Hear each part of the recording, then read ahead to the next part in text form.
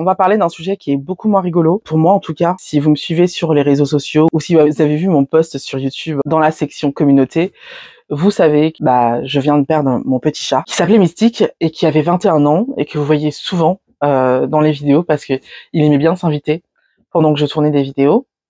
Il est mort lundi dans mes bras. Très difficile de prononcer ces mots-là.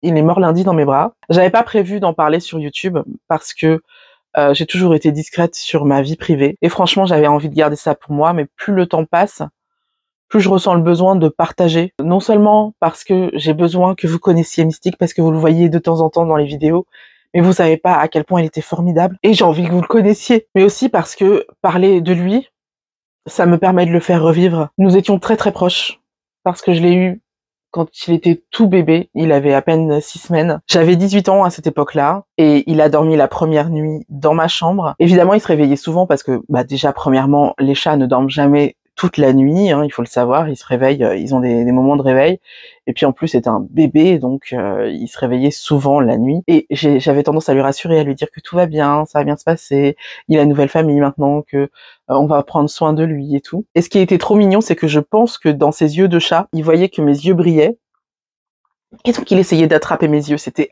trop mignon, c'était super dangereux, mais trop mignon.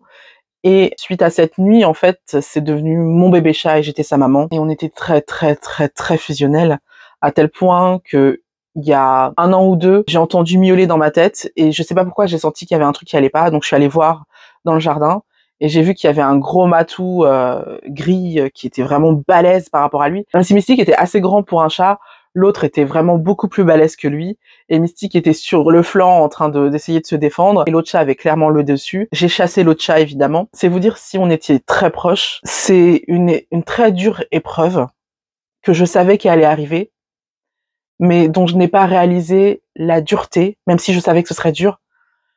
J'avais pas réalisé à quel point ce le serait. Le plus difficile, c'est gérer l'absence, gérer toutes ces habitudes qu'on prenait pour lui faire plaisir, pour lui faire du bien, pour l'aider, pour qu'il soit bien, et qui ne sont plus nécessaires. Mais on a pris l'habitude, donc on continue à le faire, et on se rend compte qu'en fait, c'est plus nécessaire. Et ça, quand on réalise ça, c'est vraiment très difficile. Par exemple, quand je faisais le try-on des vêtements, j'ai dû bouger une chaise de bureau sur laquelle il avait l'habitude de dormir. Et l'espace d'une demi-seconde, je me suis dit, faut que je fasse attention pour ne pas le réveiller, je vais la bouger doucement. Et le temps que je me dise ça et que j'arrive vers la chaise, je me suis rendu compte qu'elle était vide. Ou par exemple, j'ai entendu un bruit dans la cuisine et je me suis dit, ah, c'est Mystique qui gratte pour rentrer. Non, c'était pas lui. C'est ce qui est très difficile, toutes les habitudes, toutes les premières fois aussi sans lui. Les premières nuits, le premier réveil, le premier repas. Pour le moment, je peux pas manger de crevettes parce que c'était son plat préféré. Le bœuf, c'est pas possible non plus, parce que ça aussi, il adorait ça. Tous ces trucs, c'est pas possible. Pour le moment, ça passe pas, je peux pas. Pour tous ceux qui ont un animal à la maison, dont ils sont très proches, s'il y a un conseil que je peux vous donner, c'est de profiter de chaque instant. Et je sais qu'on se dit oui, bien sûr, et qu'on se dit qu'on va le faire, mais en fait, on le fait pas vraiment. Pas assez. En fait, on peut pas être parfait et on fait tous des erreurs et il y a des trucs qu'on manque, il y a des moments qu'on manque, des moments dont on n'a pas compris la portée en fait au moment T.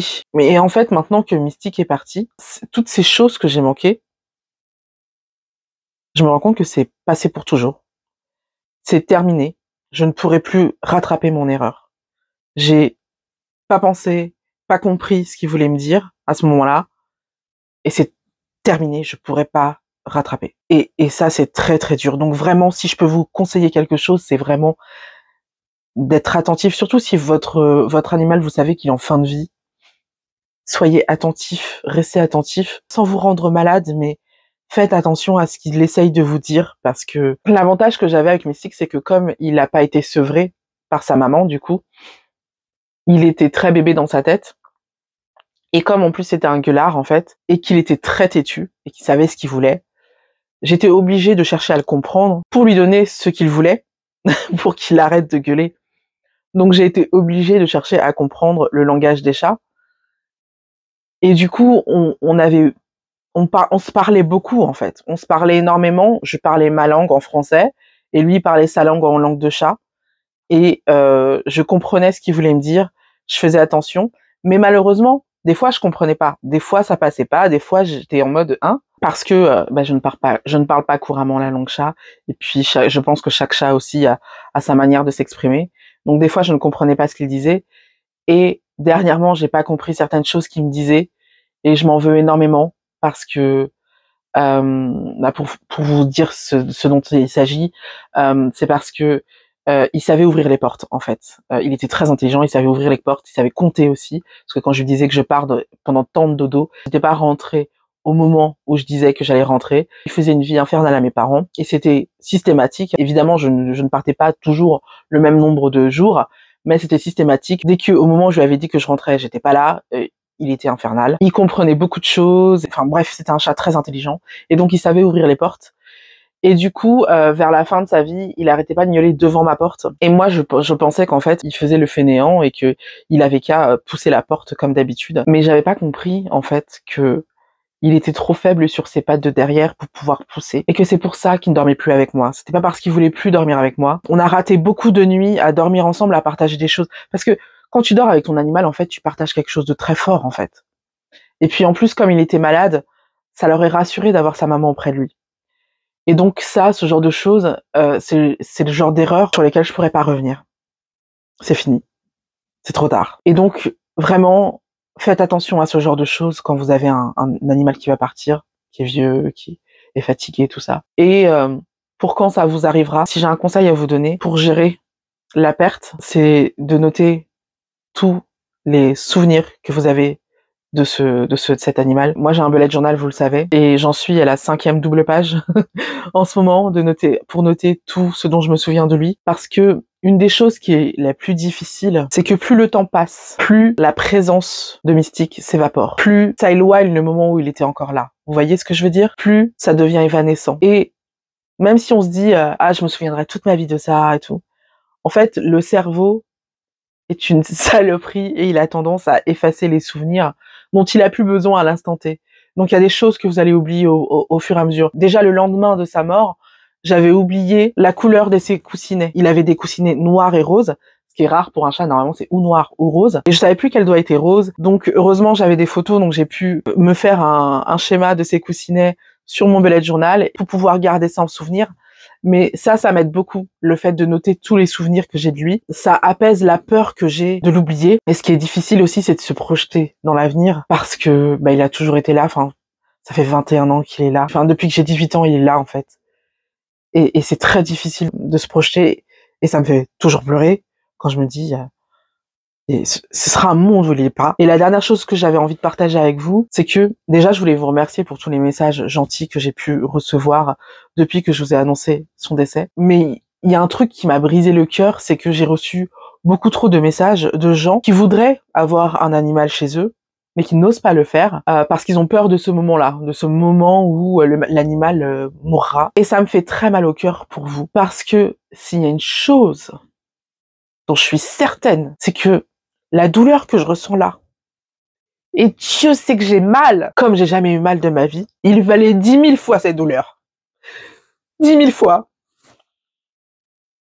Je préfère ressentir ça plutôt que de ne l'avoir jamais connu. Cette douleur-là, cette peine, ces larmes-là, je les aime.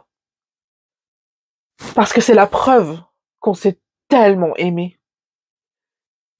C'est la preuve que c'était mon bébé et que j'étais sa maman. Et c'est peut-être difficile pour vous de me voir pleurer et de me voir aussi touchée, mais ne soyez pas triste pour moi, parce que ces larmes-là, c'est le signe d'un bonheur immense que j'ai eu pendant 21 ans.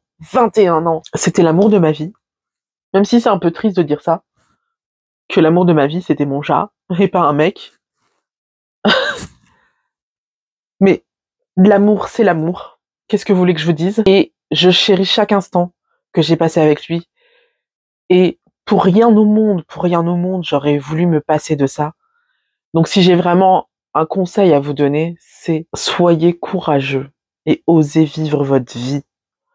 Osez vivre des choses fortes. Même si vous savez que ça va finir par vous briser le cœur. N'hésitez jamais à vivre votre vie, à aimer follement, à vous impliquer follement.